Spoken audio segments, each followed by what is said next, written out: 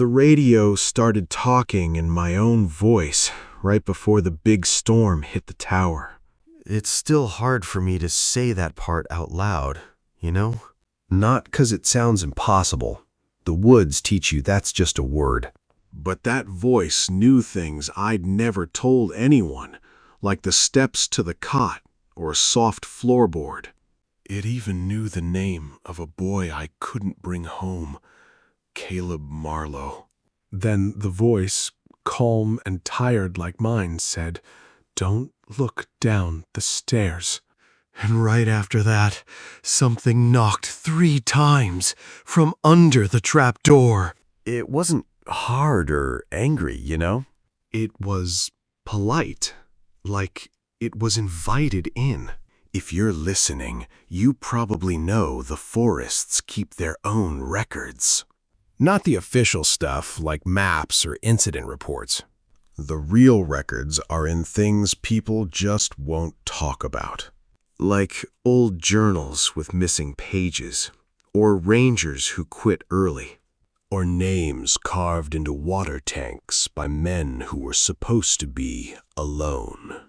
I'm telling you this 'cause my hands shake too much now. I can't carry this secret much longer, so stay with me. Subscribe if you want to hear what we buried under all the official talk. Some confessions, they only get one clean telling, you know? This all went down in late October 2004 at Black Butte Lookout near Sisters, Oregon. Most folks know Black Butte from the highway, that dark cone rising up. In summer, tourists love the view, smiling by the old stone cupola. But come October, the road changes. The dust turns gray. The tamarack trees start to yellow and the wind sounds different. It's that dry paper sound, like someone's walking just out of sight.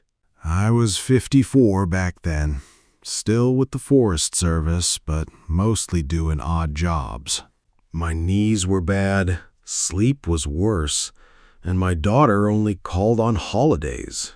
I was the guy they sent to remote spots because I had no other plans. Black Butte was supposed to be simple.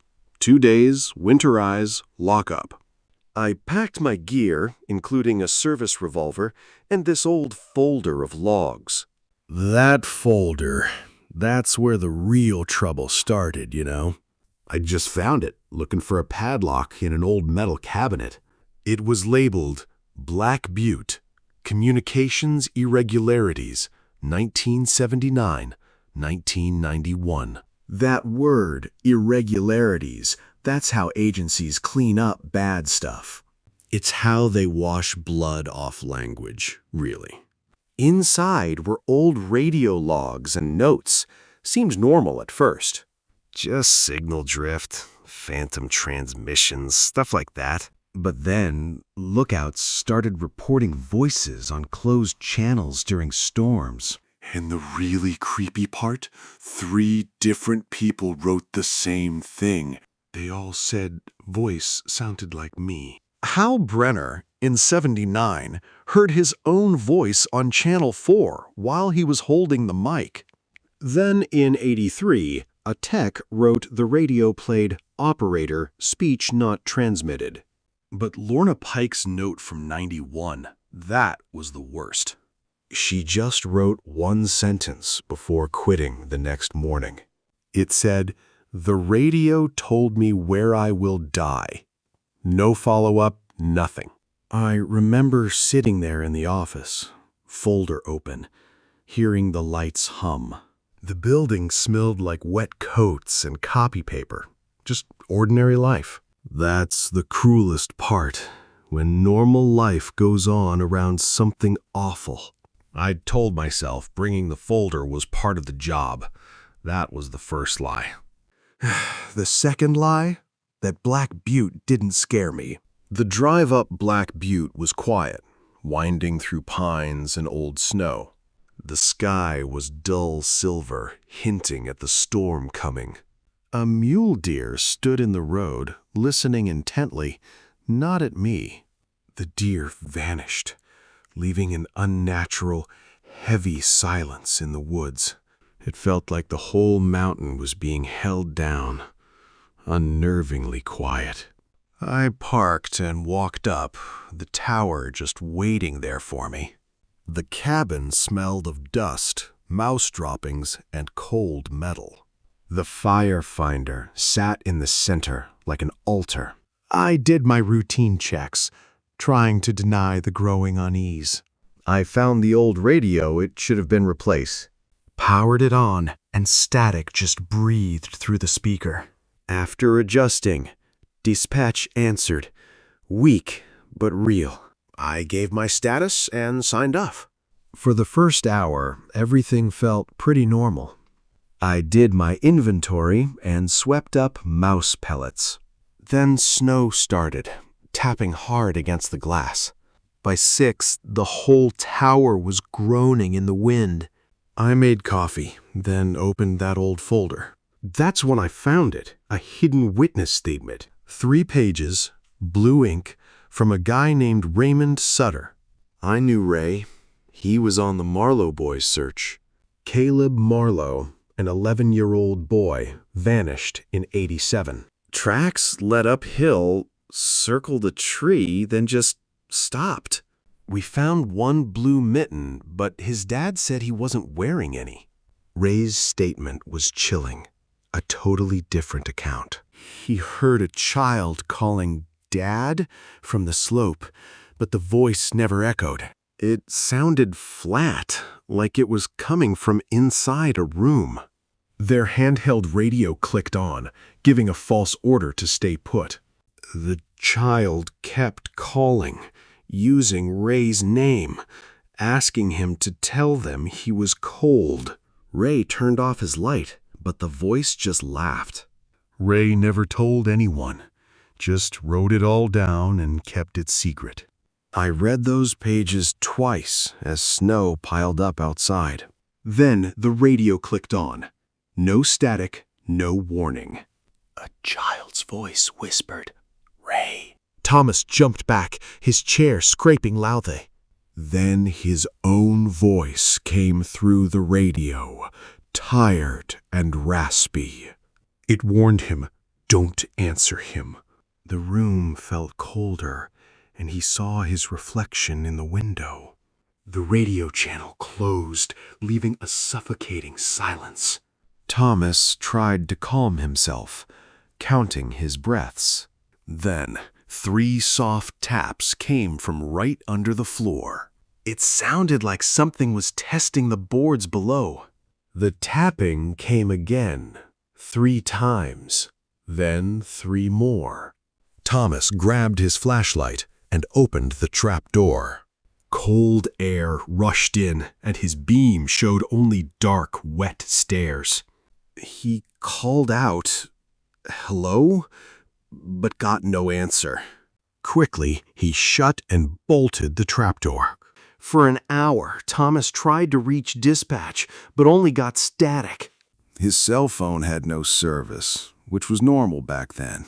The storm got worse, turning the windows completely white. The radio kept clicking open, playing strange, fragmented sounds. At 8:06, Caleb Marlow's voice came through again. He quietly said, "I didn't go uphill." Thomas quickly turned the radio off, but the speaker kept hissing, and he realized the sound was coming through it. Thomas unplugged the radio, but the hiss didn't stop. Then his own voice spoke again, lower this time. It said, "He is not below you yet." Thomas backed against the wall, believing it. He heard something heavy moving around the tower's base. Thomas pulled his service revolver from his pack. A gun doesn't make you brave. It just gives fear a shape. He checked the cylinder twice, making sure it was loaded. Then he sat on the cot, aiming at the trap door, flashlight across his knees. At 9, the wind suddenly dropped, and the tower went silent. This quiet was worse than any storm noise. Then he heard someone climbing the stairs. Each wet step was slow and deliberate, like they were learning to walk. Thomas aimed his revolver at the trapdoor. His voice cracked as he called out, "Forest Service, identify yourself." The climbing stopped, and a man's voice answered, "Tom?" It was Ray Sutter's voice, just like he remembered it. The voice urged, "Tom, open up." Knowing Ray was dead, Thomas said, "Ray's dead." A soft chuckle came from below. Then the voice said, "Then you know this ain't Ray." The trapdoor started to lift, a quarter inch against the bolt. I couldn't take it anymore, so I fired the revolver. The bullet tore through the trapdoor, and I heard a wet, deflating sound. Then the radio just screamed with every voice I'd ever known. The trapdoor slammed up, wood cracking. I dropped the gun. I threw my weight onto it, pressing both hands flat. It pushed back with slow, patient strength, not trying to break through. It wanted me to feel its choice not to break through. The radio cut to silence. Then a child's voice whispered. From beneath my hands, Caleb called out, "Mr. Rusk." I froze. How did Caleb know my name? He said, "Mr. Rusk, I can see the tower from where I am." My hands were bleeding from splinters, a sharp, painful reality. Then he whispered, "Please, it keeps wearing people." That sentence just broke something in me. Even now, I can't think about it without feeling the room tilt. The pressure on the trapdoor eased, and I heard movement down the stairs. A dark shape passed the west window, tall, then low, then too many angles. I just turned off my flashlight. The cabin was just dim blue stormlight now. I saw the folder on the desk open to Ray's statement. There was a fourth page, in my own handwriting. I hadn't written it. I couldn't read it at first. My eyes kept sliding away. Then the radio clicked again, and my own voice said, "Read it before it does." So I did. I started to read. The page described everything that had already happened perfectly. Then it listed what was going to happen next. Ray's face, my escape, my wife's voice, me opening the door, and the lookout found empty. I looked at the clock. 10:13. Exactly at 10:14, something knocked on the east window. Ray Sutter's face looked in, but it wasn't him. It was sagging, with Caleb's dark eyes. Then his mouth opened, and my wife's voice came out, saying, "Tom, it's cold." Thomas finally understood the entity's game. It wasn't trying to trick him, not really. It just wanted to find the right emotional key to wear him down. It didn't need to break in. It just needed him to invite it, to open the door. The thing at the window smiled with Ray's mouth. Then it just stepped out of sight. The cabin went silent again, except for the clock. It ticked on, now 10:17 p.m. I picked up that fake report page. My hands were still bleeding from splinters. I held it over the stove flame, trying to burn it. It resisted burning, like the paper was damp. I shoved it back into the blue flame, holding it until my fingers blistered. The whole sheet caught, but it burned gray, almost smokeless. As it burned, the radio started playing sounds from my past. My daughter laughing.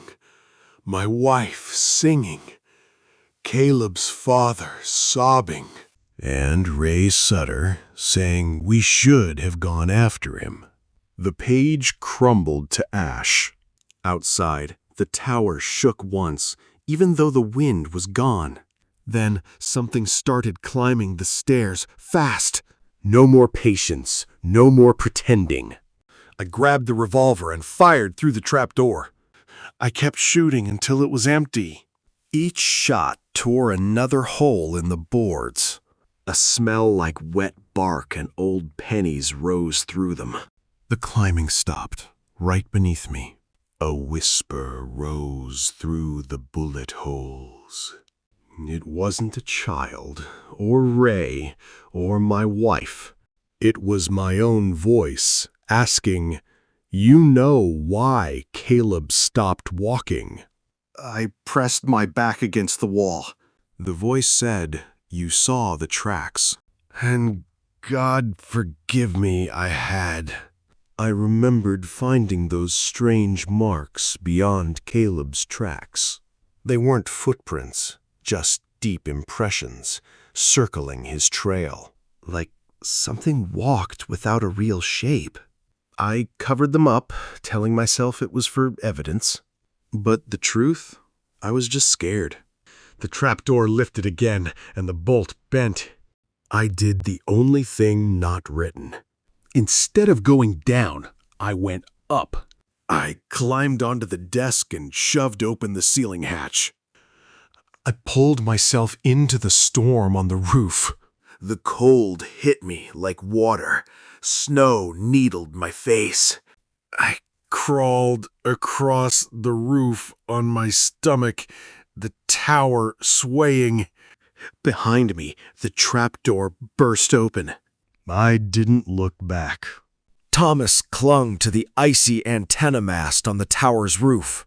He was out in the full storm, bracing against the wind and snow. He expected the thing to come right up after air, but it never did. Then the radio inside the cabin clicked on. I could hear it loud and clear through the open hatch. Dispatch's voice came through asking, "Black Butte, do you copy?"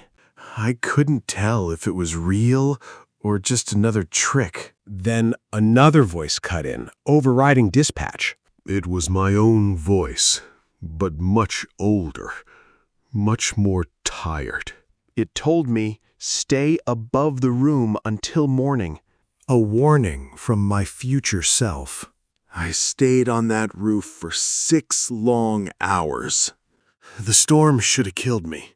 My fingers and feet went numb. I even stopped shivering, which I knew was bad. I saw lights moving in the trees below and heard voices calling my name. Near dawn, the snow finally stopped. The eastern sky started to get lighter. When the first light hit the tower, I looked down through the hatch. The cabin was completely empty. The trapdoor was closed and bolted from the inside. The radio was unplugged, just sitting there. But on the floor, around the firefinder, were small, wet footprints. Barefoot? A child's? Circling 3 times, then stopping? At first light, I called dispatch from the same radio. I told them I'd weathered the storm and needed medical help for exposure. I didn't mention the voices, or Ray's statement, or the 4th page. It was gone, just ash in the stove. Search teams found no tracks around the tower, just mine.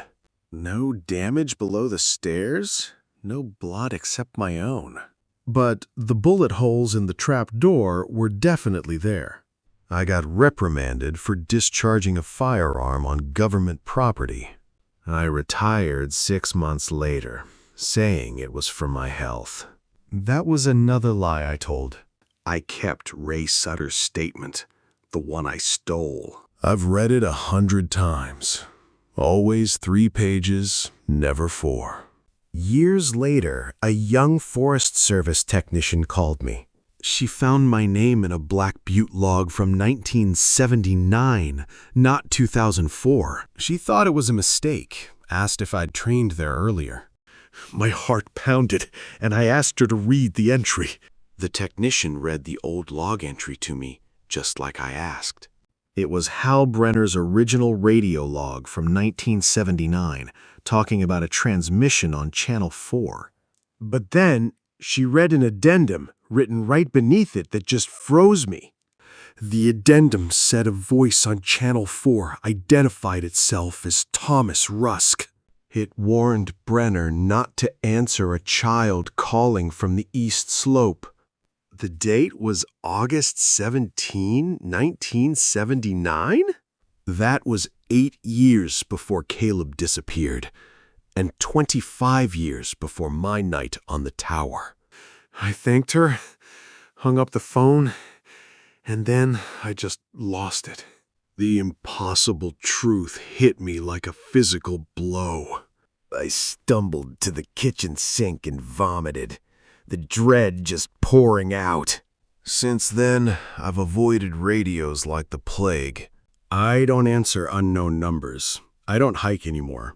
And I definitely don't drive west of Sisters. Not ever. It's like I'm trying to outrun something that's already inside me. But some nights, when the air gets cold and dry and the wind howls, I hear it. 3 soft taps, right under the floorboards of my house. Not hard, not angry, just polite. Last night, my daughter called for the first time in months. I almost didn't answer, but I did. There was just static at first. Then her voice, thin and far away. She asked if I remembered the summer we drove past Black Butte. I said yes, and she went quiet. Then she whispered, her voice full of fear, "Dad, why is there a boy standing in my hallway?" My heart just stopped. I drove to Eugene in the dark, breaking every speed limit. The whole way, all I could think about was that boy in her hallway. I had to get to her, no matter what. Her porch light was on, the door locked, and she was asleep in her bed.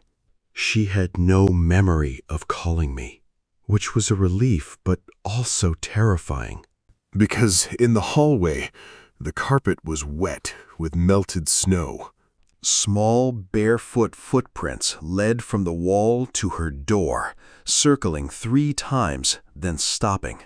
This morning, I looked out her kitchen window. Black Butte, impossible to see from Eugene, was there. Dark and perfect beyond the houses with its lookout tower. And from the stairs of that tower, a child was waving. Seeing Black Butte from my daughter's kitchen window in Eugene was just impossible.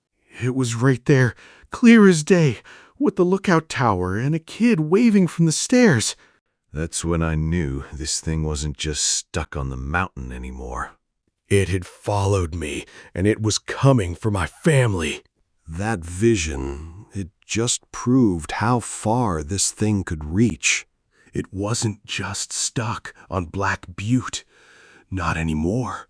It could blur everything. Memories, what was real, what was coming next.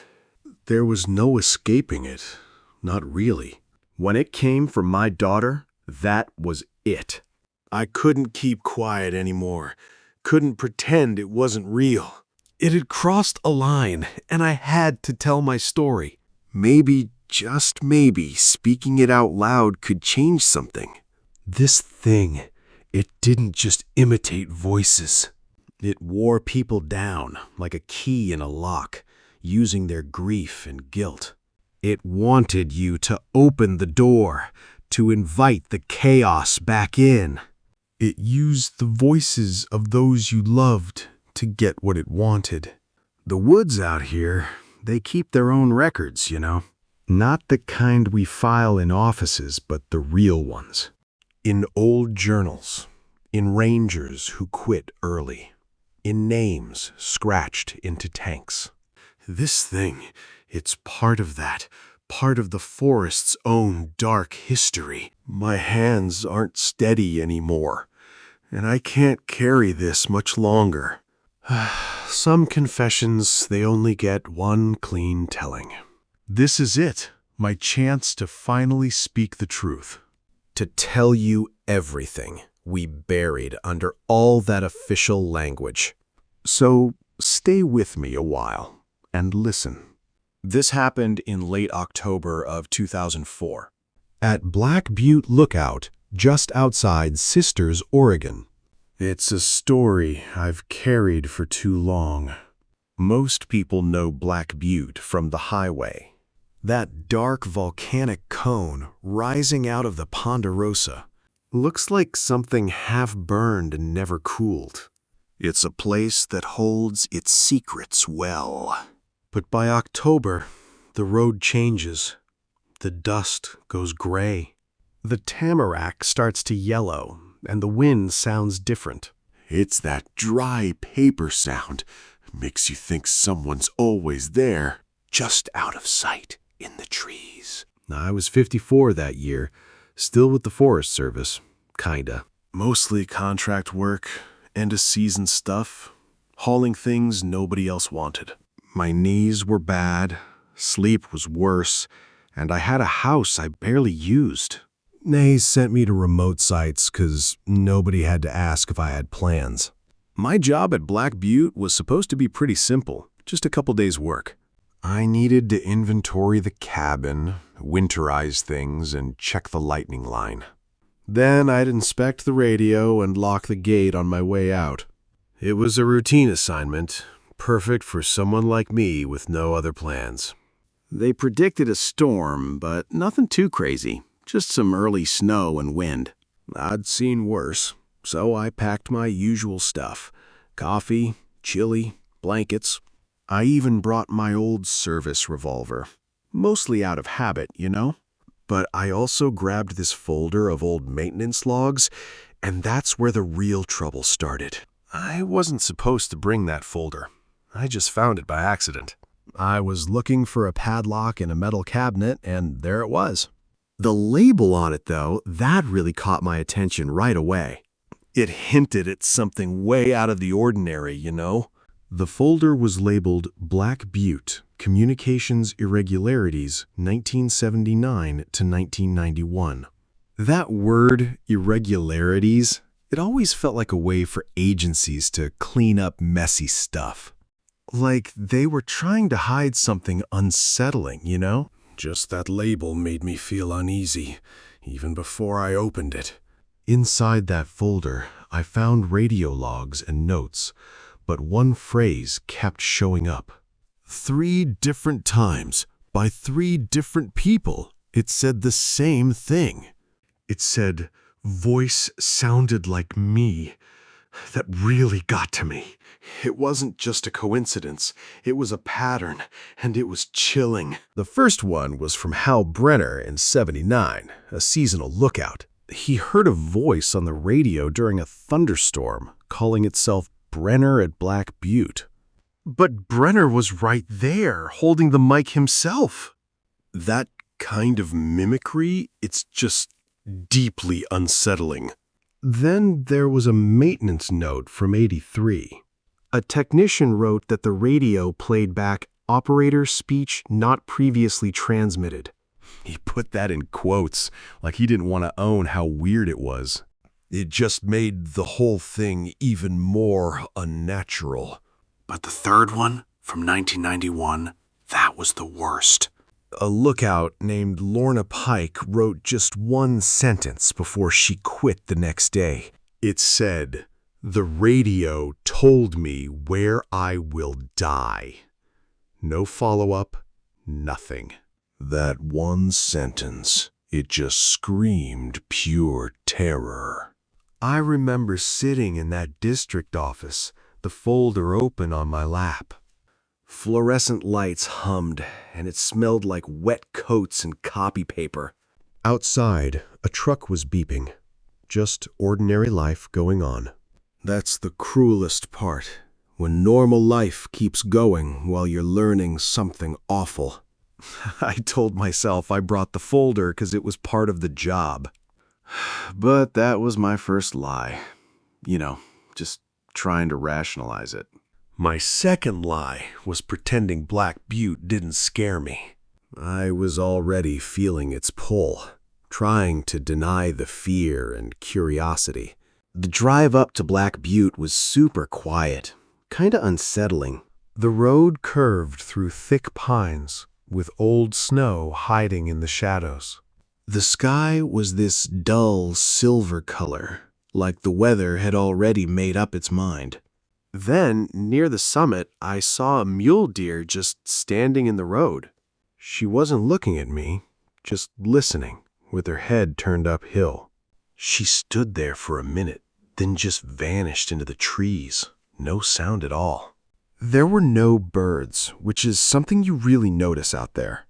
A normal forest always has sounds, even in bad weather.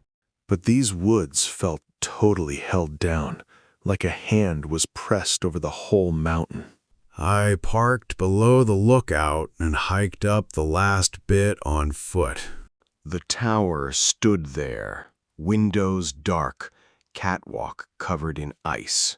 It felt less abandoned, more like it was just waiting for something. Inside, the cabin smelled like dust, mice, old wood, and cold metal. The windows still had this huge view, even with the clouds rolling in. The fire finder was in the middle, like an altar, and the stove lit with a soft blue flame. I started my routine checks right away, just to keep busy. Checked the shutters, first aid, logbook, water, everything. Routine helps you ignore what your gut's telling you, you know? The old radio was on a shelf. Should have been replaced years ago. I powered it on to check the district frequency, hoping for something normal. But all I got was this low, unsettling static breathing through the speaker. I adjusted the squelch and tried again, calling Sister's District. Dispatch answered, kinda weak but real, saying they couldn't hear me well. I gave my status, said I'd stay overnight, and then signed off. For the first hour, things were pretty normal, just routine stuff. I inventoried supplies, swept up some mouse pellets, and wrote down a cracked window latch. It was kinda comforting, just doing those simple tasks. Around 4, the snow started, little hard grains tapping the glass. By 5, the road below was gone, just a gray blur. Then the tower started groaning in the wind, right up through the floorboards.